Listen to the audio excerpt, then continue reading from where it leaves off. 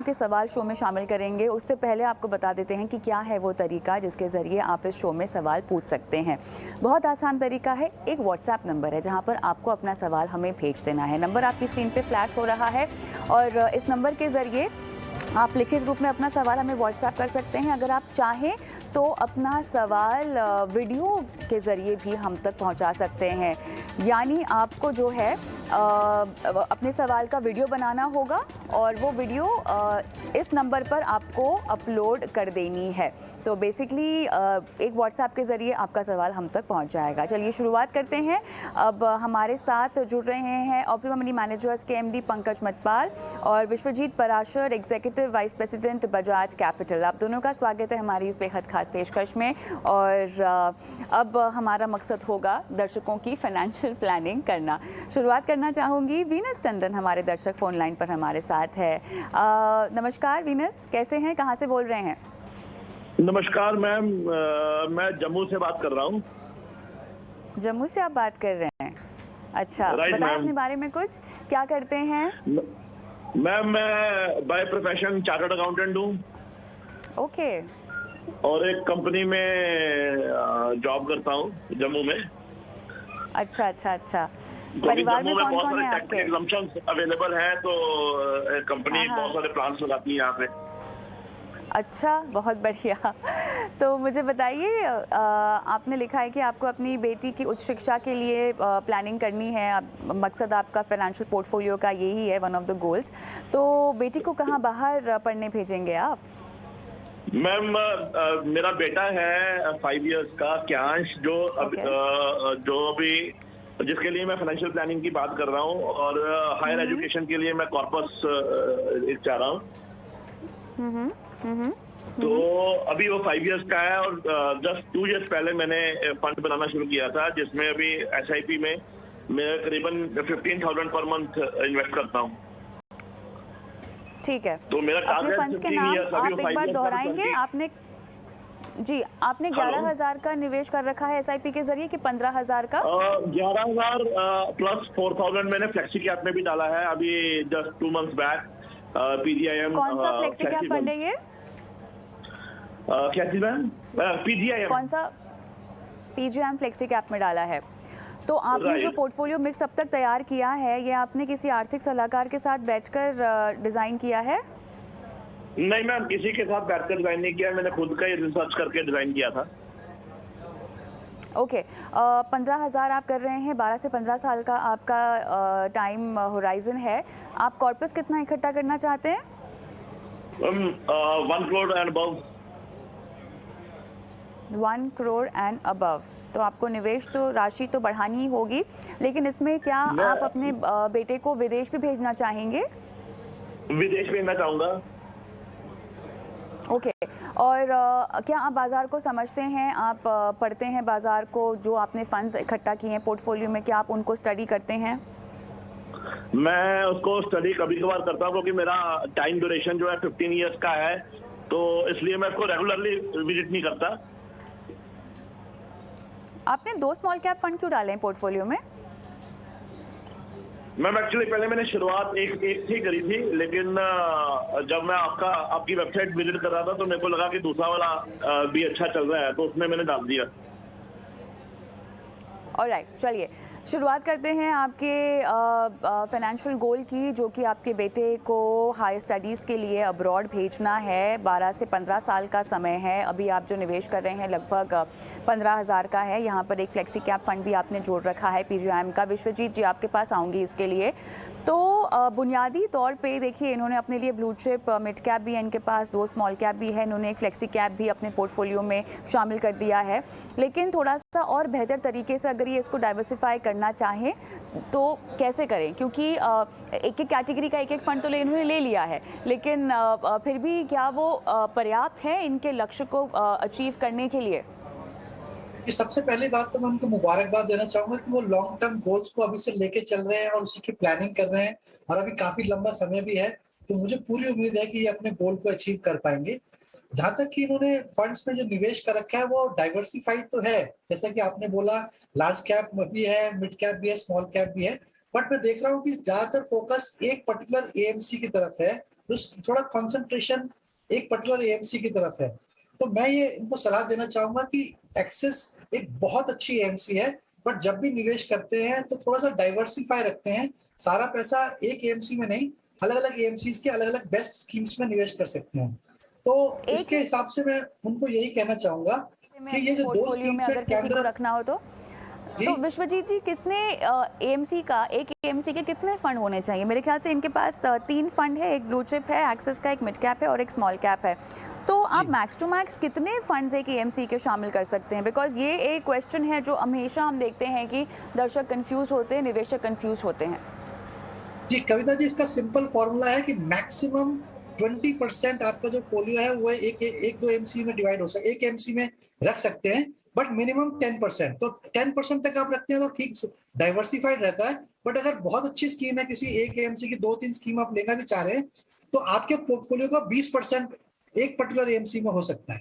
Otherwise आपको एक AMC में अगर वो फंड परफॉर्म नहीं करता है तो सारे पोर्टफोलियो का रिस्क बढ़ जाता है और परफॉर्मेंस पे भी इम्पैक्ट करता है। तो इसलिए हम यही सलाह देते हैं कि आपका जो भी पोर्टफोलियो साइज है उसका 20% मैक्सिमम आप एक एएमसी में रख सकते हैं, और सलाह तो ये रहेगी कि 10% ही काफी अच्छा रहता है।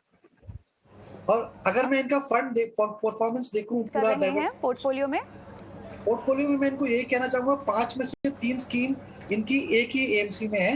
एएमसी बहुत अच्छी है, कोई सवाल नहीं है, बट अच्छे लॉन्ग टर्म के लिए उनको डाइवर्सिफाई कर लेना चाहिए।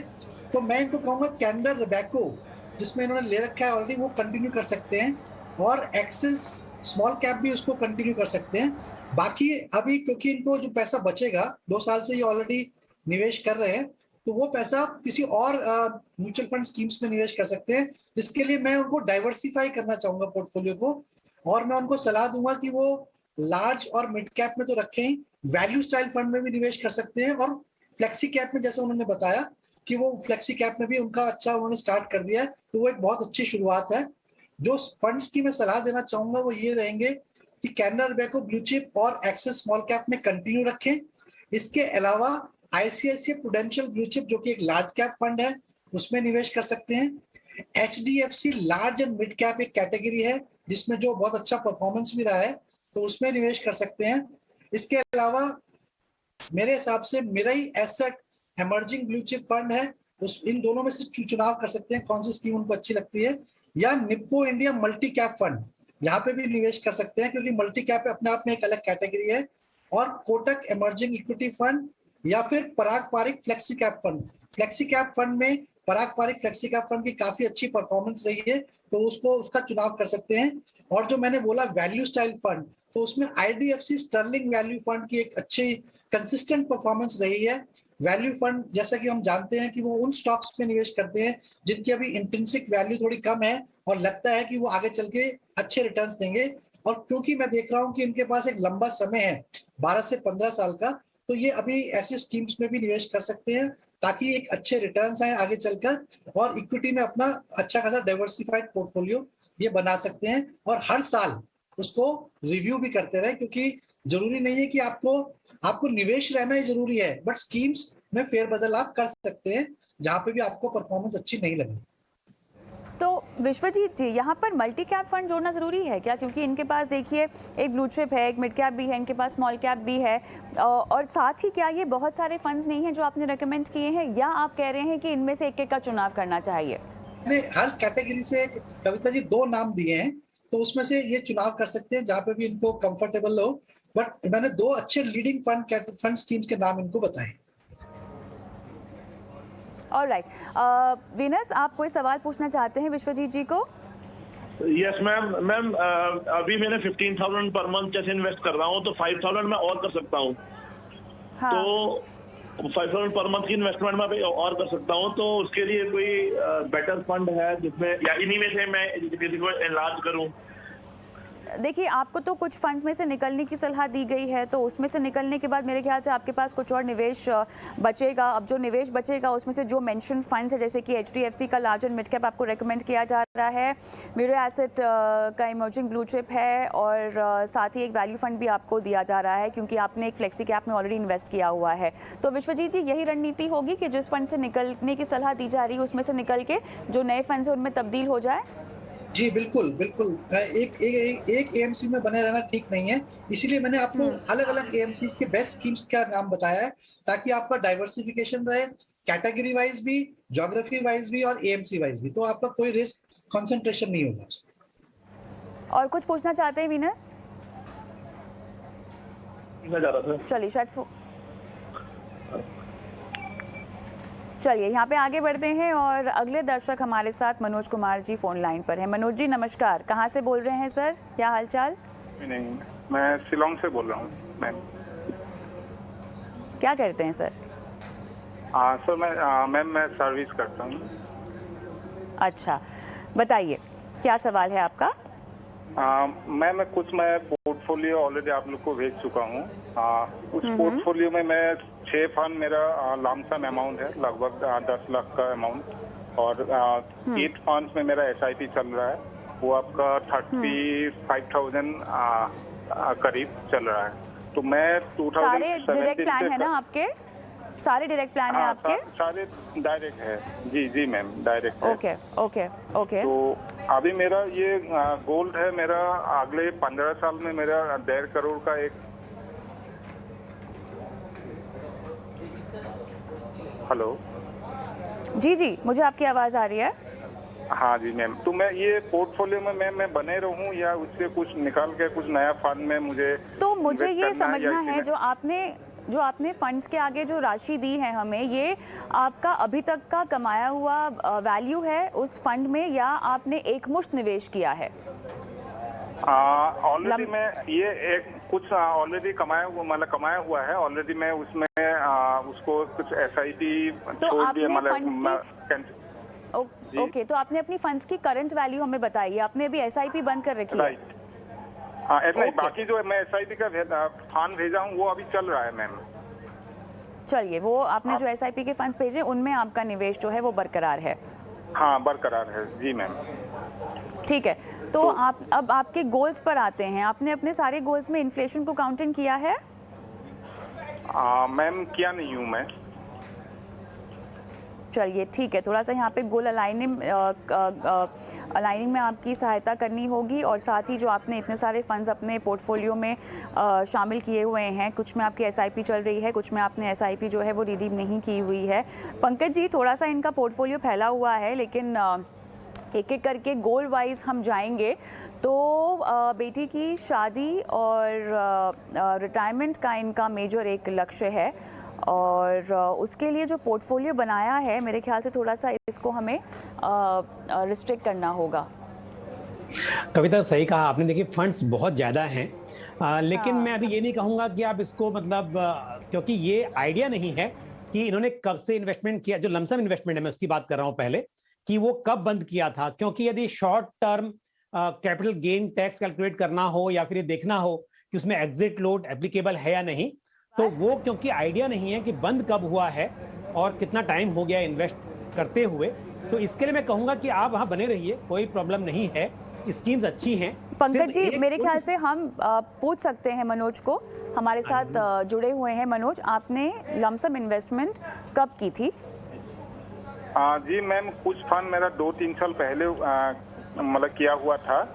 अभी फिलहाल कुछ मैं SIP कैंसिल कर दिया, तो ये अभी मैं ये रिडीम नहीं किया हूँ, तो ये अभी समझा हमें कि आपने रिडीम नहीं किया है। तो लेकिन ये जो 6 फंड्स की मैं बात कर रही हूँ, जिसमें लमसम है आपका इन्वेस्टमेंट, जिसमें आप अभी SIP नहीं कर रहे हैं, ये कितने सालों से आपने शुरू की थी? कितने साल पहले शुरू की थी?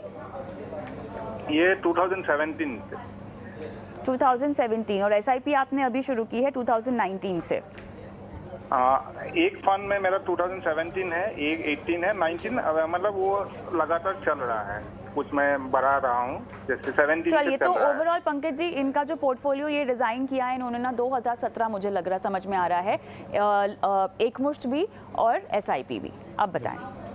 देखो मनोज जी, क्या होता है, जब आप SIP करते हो तो हर SIP की इंस्टॉलमेंट एक फ्रेश इन्वेस्टमेंट मानी जाती है।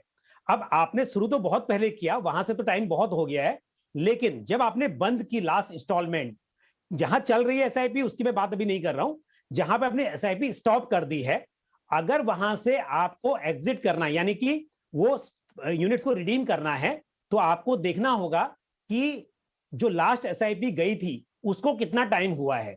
अदरवाइज आपको रिडीम करना हो, मान लीजिए कि आपको ये कैलकुलेट करना हो कि यहां पर short term capital gain tax लगेगा या long term capital gain tax लगेगा, तो जितनी यूनिट्स को 1 साल पूरा हो चुका है, हम इक्विटी स्कीम की यहां बात कर रहे हैं, आपका इन्वेस्टमेंट इक्विटी स्कीम्स में है, तो जिन यूनिट्स को 1 साल पूरा हो चुका है वहां पर तो आपको long term capital gain tax के लिए आप एलिजिबल हो जाएंगे। लेकिन जिन यूनिट्स को 1 साल पूरा नहीं हुआ है, क्योंकि एसआईपी की जो 2017 में शुरू की थी उनको तो डेफिनेटली बहुत लंबा समय हो गया है, लेकिन यदि कुछ आपने 2021 में बंद की होंगी तो वो आपको देखना होगा। लेकिन क्योंकि आपका जो इन्वेस्टमेंट वो ठीक ठाक है, एसआईपी जिन स्कीम से चल रही है वो भी अच्छी हैं, लेकिन आपके पोर्टफोलियो में लार्ज कैप में एलोकेशन बहुत ज्यादा है, या तो आपके पास लार्ज कैप फंड्स हैं या फिर large and mid cap fund है, वहां भी जो एक्सपोजर है वो लार्ज कैप में है। तो क्योंकि नजरिया लंबा है, मैं कहूंगा कि आपको थोड़ा सा एक्सपोजर स्मॉल कैप में भी रखना चाहिए। और यहां पर लार्ज कैप फंड में ऐसा नहीं कि फंड खराब है, लेकिन थोड़ा सा आपको पोर्टफोलियो ठीक करने के हिसाब से मैं कहूंगा कि मेरे एसेट लार्ज कैप फंड जो है वहां पर एसआईपी आप बंद कर दीजिए, उसके बजाय एक एसआईपी अपने पोर्टफोलियो में स्मॉल कैप में कीजिए। और स्मॉल कैप में अगर स्कीम के नाम की बात करें तो कैनरा रूबिको स्मॉल कैप फंड, और या फिर आप दूसरा एक स्मॉल कैप फंड कंसिडर कर सकते हैं। तो ये स्मॉल कैप फंड आपके पोर्टफोलियो में जरूर होने चाहिए। एसबीआई स्मॉल कैप फंड भी एक अच्छी चॉइस रहेगी, वो भी आप कंसिडर कर सकते हैं। और साथ में बता दूं, जो आप जितना इन्वेस्टमेंट कर रहे हैं, मतलब जो लमसम आपके पास ऑलरेडी है और जहां पे एसआईपी कर रहे हैं, इसको ऐसे ही करते रहेंगे तो जो गोल आपने बोले हैं, बेटी की पढ़ाई के लिए 30 लाख और बाद में 1.5 करोड़ रुपए आराम से हो सकता है। लेकिन क्योंकि आपने शुरुआत में ही कहा कि आपने इन्फ्लेशन को फैक्टर इन नहीं किया है, तो समय के साथ क्योंकि पैसे की वैल्यू कम हो जाती है, 15 साल के बाद 1.5 करोड़ की वैल्यू उतनी नहीं रहेगी जितनी की आज है। तो उस बात को ध्यान में रखते हुए आप समय समय पर अपनी एसआईपी को बढ़ाते रहिए, ये आपके लिए सजेशन रहेगा। बाकी आपने अच्छा किया हुआ है, फिर कुछ समय के बाद आप 6 महीने साल भर के बाद जब दोबारा रिव्यू करेंगे, उस वक्त पर आप फिर देख सकते हैं कि इनमें से किन स्कीम्स को आपको रिडीम करना चाहिए और फिर इन्वेस्ट करना चाहिए। बट आज के समय में एक ही स्कीम की बात कहूंगा आपसे कि उस लार्ज कैप स्कीम से आप निकलकर और उसको स्टॉप करके एसआईपी और आप स्मॉल कैप में एसआईपी शुरू कीजिए। अच्छा, अब ऐसे में पंकज जी, जब भी किसी के पास ऐसा पोर्टफोलियो होता है जहां पर लमसम इन्वेस्टमेंट भी होती है, वो एसआईपी के जरिए भी निवेश करते हैं, कई बार एक ही फंड होता है जिसमें एसआईपी भी चल रही होती है और वो लमसम भी निवेश कर चुके होते हैं, रेपिटेशन ऑफ फंड्स की वजह से उनका निवेश कितना ओवरलैप करता है और ये रणनीति कितनी सही है, कितनी गलत है? बिल्कुल, देखिए, अक्सर मैं भी हमेशा कहता हूं कि आपके पोर्टफोलियो में एक ही कैटेगरी की बहुत सारी स्कीम ना हो, लेकिन क्या होता है अगर आप पहले से कर चुके हो और स्कीम ठीक ठाक है, ठीक ऐसा नहीं है कि 2 स्कीम है तो दोनों में से एक ही अच्छी होगी, दोनों स्कीम अच्छी हो सकती है, तीनों लार्ज कैप फंड अच्छे हो सकते हैं। तो अगर आपने कर दिया है तो आप बने रहिए जब तक कि आपको ऐसा ना लगे कि आप वहां से आपको निकलना चाहिए किसी वजह से। जहां तक सवाल है ओवरलैपिंग का, देखिए अगर लार्ज कैप फंड है तो बेशक उसमें बहुत सारे स्टॉक सेम ही होंगे, क्योंकि जब हम बात करते हैं किसी लार्ज कैप फंड की तो टॉप 100 स्टॉक्स में से ही सिलेक्टेड स्टॉक्स होंगे। तो आप देखेंगे कि पोर्टफोलियो में एचडीएफसी बैंक भी होगा, रिलायंस इंडस्ट्री भी होगी, इन्फोसिस भी होगा, तो करीब करीब आप देखेंगे कि लार्ज कैप जो स्टॉक्स हैं वो ऑलमोस्ट सेम होंगे। लेकिन अब क्योंकि इन्वेस्ट आप कर चुके हैं तो वहां से एग्जिट करना, हो सकता है कि आपको वहां पर कैपिटल गेन टैक्स भी कैलकुलेट करना पड़े, साथ में आपको देखना पड़े कि एग्जिट लोड है कि नहीं है। तो जब तक आप वो सब ठीक चल रहा है, कोई जरूरत नहीं है, तो आप इन्वेस्टेड रह सकते हैं। समय जरूर आएगा, कभी ऐसा होगा जब आपको दोबारा से पोर्टफोलियो को कंसोलिडेट करने की जरूरत पड़ेगी। तो इस हिसाब से मैंने यहां पर मनोज जी को सलाह दी है कि अभी आप ज्यादा बदलाव ना करें। लेकिन नया निवेशक कोई कर रहा हो अपने इन्वेस्टमेंट की शुरुआत, तो जरूर कहूंगा कि एक ही कैटेगरी के बहुत सारे फंड रखने से कोई फायदा नहीं होगा, चाहे नुकसान हो या नहीं हो, लेकिन आपको बहुत फायदा नहीं होने वाला है। इसके लिए आप एक कैटेगरी में एक एक फंड रखिए, वो बेहतर होगा। मनोज जी, आपको अपनी निवेश की राशि को भी बढ़ाना होगा, लेकिन आप कोई सवाल पूछना चाहते हैं पंकज जी को? जी मैम, सर ने बोला है मेरा ऐसे लार्ज कैप से बाहर आने के लिए, उसमें मेरा 1 लाख का लमसम इन्वेस्टमेंट में, वो मैं बने रहूं या उससे भी निकल आऊं? नहीं, इन्वेस्टमेंट आप बने रहिए, अभी मैंने ऐसा कहा है कि आपको निकलने की जरूरत नहीं है। लेकिन एसआईपी आप जरूर स्मॉल कैप को अपने पोर्टफोलियो में शामिल कीजिए। और जब भी कुछ पैसा हो, क्योंकि देखिए बाकी में आपका ऑलरेडी 1 लाख 2 लाख ऐसा इकट्ठा हो चुका है। अब यहां पर यदि आप 5,000 की एसआईपी स्टार्ट करेंगे तो बहुत टाइम लगेगा एक कॉर्पस इकट्ठा करने के लिए। तो जब भी आपको मौका लगे या कभी कुछ टाइम के बाद ऐसा लगे कि इनमें से कोई स्कीम, अभी तो मैं नहीं कह रहा हूं सब स्कीम ठीक है, बट कभी ऐसा लगेगा कि एग्जिट करना है, उस वक्त पर आप स्मॉल कैप में लमसम भी कर देना, ताकि स्मॉल कैप में भी थोड़ा सा आपका एक्सपोजर जो है वो ठीक ठाक हो जाए, क्योंकि वहां पे बिल्कुल भी नहीं है। तो इसके लिए स्मॉल कैप में आपको जरूर करना चाहिए। और देखिए, आप अगर देखेंगे ना फ्लेक्सी कैप फंड है तो वहां भी आप देखेंगे कि exposure large and mid cap में ही है, लार्ज एंड मिड कैप है तो वहां भी exposure large and mid cap में है। तो स्मॉल कैप में भी लंबे समय के लिए आपका एक्सपोजर होना चाहिए, तो आप एसआईपी जरूर शुरू कर दें। ऑलराइट, चलिए यहाँ पर मनोज जी आपको जो बदलाव बताए गए हैं उसको अपने पोर्टफोलियो में आप लागू करें और निवेश राशि बढ़ाइएगा ज़रूर। इसी के साथ रुकेंगे छोटे से ब्रेक के लिए, लेकिन ब्रेक के उस पार दर्शकों के सवालों का सिलसिला जो है वो जारी है। हम करा रहे हैं आपकी फाइनेंशियल प्लानिंग। मिलते हैं छोटे से ब्रेक के बाद।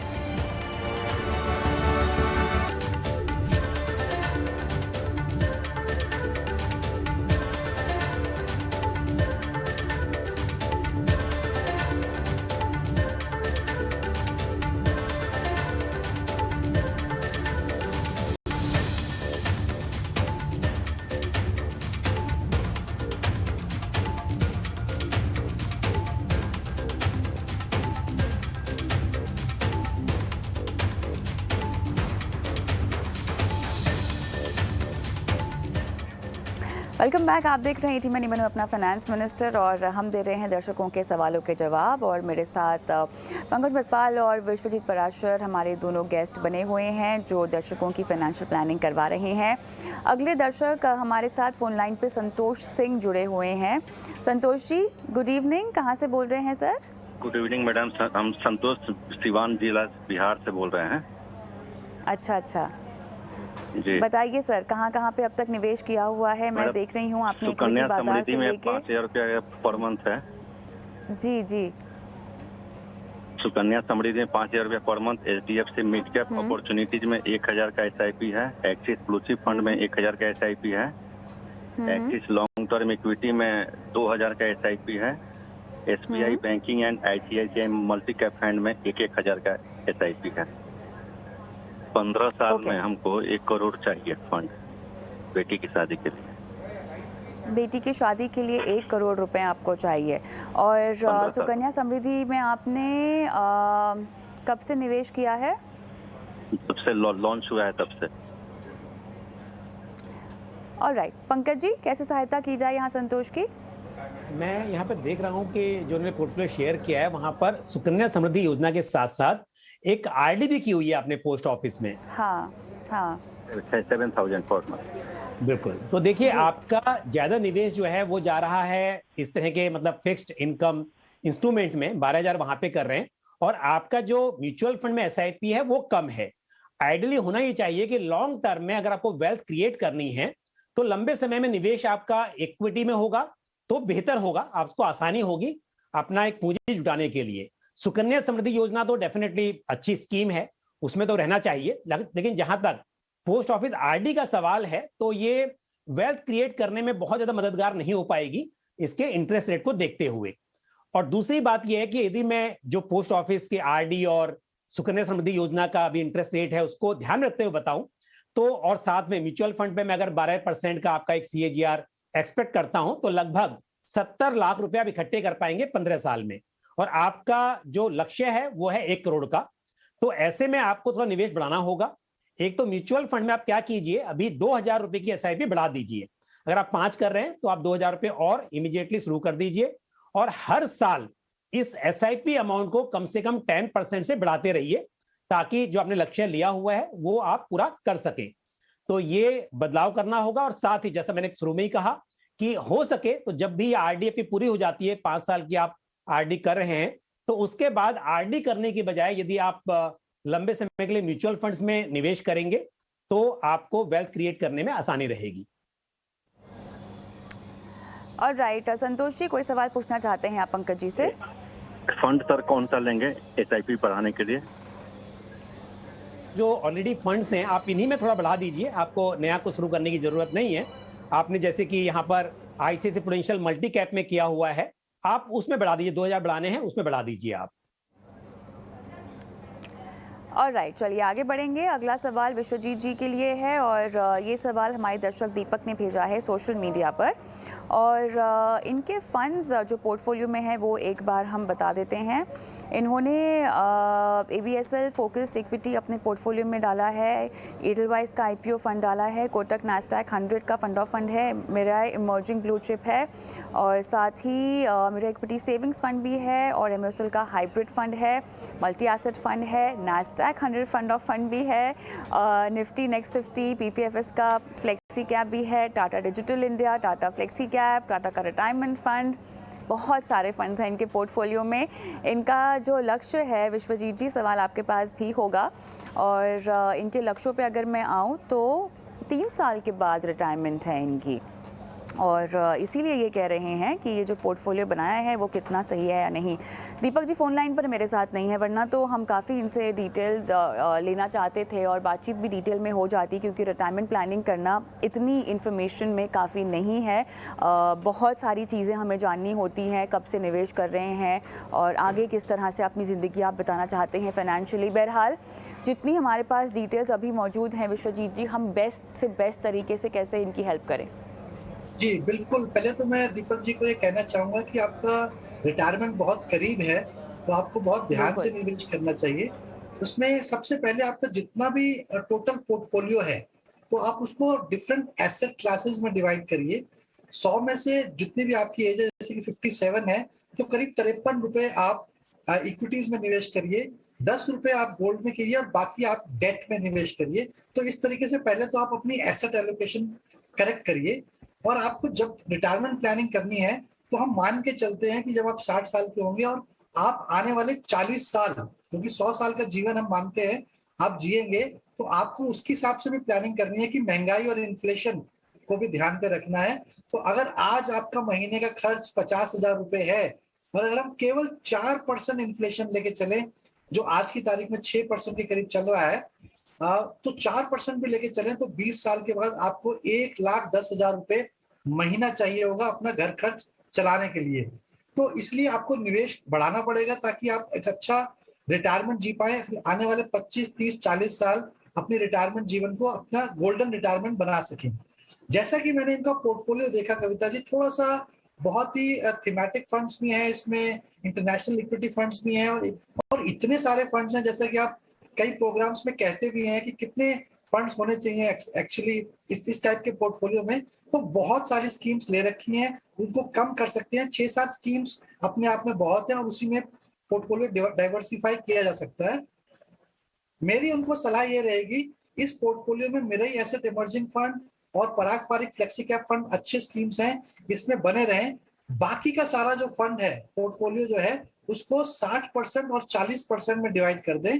60% इक्विटी फंड्स में निवेश करें और 40% हाइब्रिड फंड्स में निवेश करें। जो 60% इक्विटी है, उसमें हम बहुत सारी स्कीमें यहाँ पे बता भी रहे हैं। HDFC large and mid cap fund, Canara Robeco emerging equity fund, IDFC Sterling value fund, ICICI Prudential small cap fund, Nippon India multi cap fund, इस तरीके की स्कीमों में ये निवेश कर सकते हैं और अपना एक डाइवर्सिफिकेशन अक्रॉस कैटेगरीज कर सकते हैं। बाकी का 40% ये डायनेमिक एसेट एलोकेशन फंड्स में निवेश करें, जिनको बैलेंस एडवांटेज फंड्स भी कहा जाता है, BAFs के नाम से मशहूर है। उसमें ये अपना एक 40% का पोर्टफोलियो रखें। ये इसलिए सलाह दी जा रही है क्योंकि ये रिटायरमेंट के बहुत करीब हैं, और इस लास्ट मोमेंट पे जब आप 60 साल के आप हों, तो आप कोई भी सरप्राइज देखना नहीं चाहेंगे। तो ये डायनेमिक एसेट एलोकेशन फंड्स उस तरीके की कैटेगरी है जहाँ पे फंड मैनेजर बहुत ही अच्छे से कॉल लेते हैं कि जब अगर उनको लगता है कि इक्विटी मार्केट अट्रैक्टिव है और अच्छे रिटर्न देगी, तो वो कॉर्पस जो है, पूरा जो एसेट्स हैं, उसको इंक्रीज कर देते हैं इक्विटी की तरफ। लेकिन अगर लगता है कि इक्विटी मार्केट एक्सपेंसिव है और रिस्क हो सकता है, तो थोड़ा सा पोर्टफोलियो उसका डेट की तरफ निवेश कर देते हैं। तो अपने आप में एक बैलेंस लेके चलते हैं मार्केट को देखते हुए, उतार चढ़ाव को देखते हुए। तो मेरे हिसाब से 40% बैलेंस एडवांटेज फंड्स में निवेश करें, 60% इक्विटी फंड्स जो स्कीम्स बताई हैं, और बैलेंस एडवांटेज फंड्स में भी कई सारी कैटेगरीज हैं, कई सारी स्कीम्स हैं जिसमें ये निवेश कर सकते हैं, जैसे कि ICICI Prudential asset allocator funds, या Kotak dynamic asset allocation funds, और ऐसी बहुत सारी ज्यादातर म्यूचुअल फंड स्कीम्स की डायनेमिक एसेट एलोकेशन फंड्स होते हैं, वहां पे ये डाइवर्सिफाई करके निवेश कर सकते हैं 3 या 4 स्कीमों में, और इस तरीके से हर साल अपना पोर्टफोलियो को रिव्यू भी करते रहें, और जब 60 साल के करीब एंटर करें तो उनको मैक्सिमम पोर्शन अपना डेट की तरफ डाइवर्ट कर देना चाहिए, क्योंकि जब वो रिटायर हो और उस समय मार्केट का कोई उतार चढ़ाव ना हो और कोई रिस्क ना हो, तो अपना जितना पोर्शन डेट की तरफ ट्रांसफर कर देंगे तो उतना सरप्राइज कम होगा। इसीलिए इनको हमने डायनेमिक एसेट एलोकेशन की सलाह भी दी है। तो ये ऐसे करके अगर अपना पोर्टफोलियो डाइवर्सिफाई करेंगे तो मुझे लगता है कि अच्छा रिटायरमेंट जी पाए। बहुत ज़रूरी है जब इस तरह के सवाल भेजें दर्शक, तो या तो फ़ोन लाइन पर हमारे साथ हो या बारीकी से तमाम डिटेल्स। अभी विश्वजीत जी ने जितना मुमकिन हो सका आपको सलाह तो दी है, लेकिन फिर भी ये सलाह काफ़ी फैली हुई है, क्योंकि हम जानते नहीं हैं कि आपकी एग्जैक्ट रिक्वायरमेंट क्या है, और रिटायरमेंट सिर्फ 3 साल ही अगर दूर है तब तो बहुत ज़रूरी हो जाता है कि आप अभी तक जो आपका इन्वेस्टमेंट पोर्टफोलियो है उसकी डिटेल्स हमें दें। बहरहाल जो आपको बदलाव बताए गए हैं, अगर वो आपको ठीक लगते हैं, फिर भी मैं कहूँगी कि अपने सवाल को आप वापस से भेजिए या किसी सलाहकार के साथ बैठकर अपना पोर्टफोलियो जो है डिज़ाइन करवाइए। शो के आखिरी सवाल की ओर रुख करते हैं। टी एजाज हमारे साथ फ़ोन लाइन पर हैं। एजाज जी नमस्कार सर। गुड इवनिंग मैम, कैसे हो आप? गुड इवनिंग, मैं बिल्कुल ठीक, थैंक यू। आप कैसे हैं? बस मैम मैं भी ठीक हूँ। मैं आपके शो और पैनल मेंबर से काफ़ी कुछ सीखा है, उसके लिए बहुत बहुत thank you. Thank you so much. बताइए। जी मेरे गोल्स लॉन्ग टर्म है और मैंने कुछ फंड्स में इन्वेस्ट किए हैं, जैसे कि Axis growth opportunity, Parag Parekh flexi cap, Kotak multi cap, Canara Robeco focused fund और Edelweiss recently listed IPO fund. और मेरे 3 क्वेश्चंस है। एक है पोर्टफोलियो कैसा है, कुछ चेंजेस करने की जरूरत है। सेकंड क्वेश्चन ये है कि पराग पारेख का AUM जो है वो 20,000 करोड़ के आसपास है, तो उसको फंड की परफॉर्मेंस के कुछ इम्पैक्ट होगा। That's first question. Second question है कि मुझे SBI मल्टी कैप में भी मुझे इन्वेस्ट करना था, बट उसका भी AUM NFO पीरियड में 8,000 के ऊपर के आसपास है, तो वो एडवाइजेबल होगा इन्वेस्टमेंट करना। और लास्ट क्वेश्चन ये है कि PGIM फ्लेक्सी कैप का परफॉर्मेंस 2020 कोविड के बाद से उसका दिख रहा है, तो उसके बारे में क्या राय होगी? चलिए पंकज जी आपके पास आऊंगी मैं ये सवाल को लेकर। पहला सवाल तो AUM को लेकर ही है। क्या AUM के बेसिस पे आपको फंड से स्विच करने, निकलने की, अपने पैसे रिडीम करने का निर्णय लेना चाहिए? नहीं कविता, मैं कहूँगा ऐसा कुछ नहीं है, और 20,000 करोड़ बहुत बड़ा नहीं है आज की डेट में, क्योंकि अब मार्केट का साइज बहुत बढ़ गया है। और आपने देखा होगा कभी कभी जब FII विड्रॉ करते हैं तो अपने DII इन्वेस्ट कर देते हैं, तो इंडियन मार्केट अपने आप में, इंडियन कैपिटल मार्केट काफी इवॉल्व हो चुका है। तो मेरे हिसाब से और बहुत सारी अपॉर्चुनिटीज हैं मार्केट में इन्वेस्ट करने के लिए। तो ऐसा नहीं है कि अगर बहुत बड़ा AUM है तो इन्वेस्ट कहाँ करें, फंड मैनेजर्स के पास अच्छी चॉइसेस हैं, तो इसके लिए इससे बहुत बड़ा फर्क नहीं पड़ेगा। लेकिन साथ ही ये बात जरूर जाननी चाहिए आपको, जहां तक पराग पारेख फ्लेक्सी कैप फंड की आप बात कर रहे हैं, तो AUM की वजह से नहीं, लेकिन ये जरूर है कि उसका जो इन्वेस्टमेंट है उसमें करीब करीब 28% जो लास्ट उन्होंने डिस्क्लोज किया हुआ है पोर्टफोलियो, उसके हिसाब से 28% एलोकेशन इंटरनेशनल इक्विटीज में है। और अब क्योंकि इंटरनेशनल इक्विटीज में इन्वेस्टमेंट करना अभी पॉसिबल नहीं है, तो अब जो नया पैसा आएगा उस स्कीम में वो ज्यादा डोमेस्टिक में जाएगा, तो जिसकी वजह से उसका जो पोर्टफोलियो अभी का है उसमें काफी चेंजेस देखने को मिलेंगे। मतलब समय के साथ यदि इंटरनेशनल एक्सपोजर कम होता जाता है, ज्यादा इन्वेस्टमेंट डोमेस्टिक कंपनीज में होता है, तो उसका जो पोर्टफोलियो अभी जिस हिसाब से है वो काफी बदल जाएगा। तो उसका फर्क रिटर्न्स पर पड़ सकता है, लेकिन जिस हिसाब से स्कीम ने कंसिस्टेंसी दिखाई है, मुझे उम्मीद है कि आगे भी चाहे इन्वेस्टमेंट डोमेस्टिक स्टॉक्स में ज्यादा हो, लेकिन ये फंड आगे भी अच्छा परफॉर्म करेगा, ऐसी मुझे उम्मीद है इस फंड से। तो आप बिल्कुल इसमें बने रहिए, इसमें आपको कुछ घबराने की जरूरत। शॉर्टलिस्ट किए हैं, मैं कहूंगा कि Edelweiss recently listed IPO fund जो है, आप वहां से एग्जिट करें तो बेहतर होगा, क्योंकि एक थीमेटिक फंड है और ये फंड ऐसे स्टॉक्स में इन्वेस्ट करता है जिनकी पास्ट मतलब नियर टर्म में लिस्टिंग हुई है, पिछले कुछ समय में ही लिस्टिंग हुई है। आपने देखा होगा बहुत सारे स्टॉक्स बहुत ही ओवर प्राइस पर लिस्टिंग हुए और ऐसे में बाद में बहुत नीचे भी आ गए। तो इस तरह के पोर्टफोलियो में, इस तरह के फंड में इन्वेस्ट करने की बजाय यदि आप डाइवर्सिफाइड फंड्स में करेंगे, आप चाहे लार्ज कैप करें, मिड कैप करें, स्मॉल कैप करें, लेकिन आपको पता है कि वो वेल एस्टेब्लिश कंपनीज होंगी जहां पर इन्वेस्टमेंट किया जा रहा है।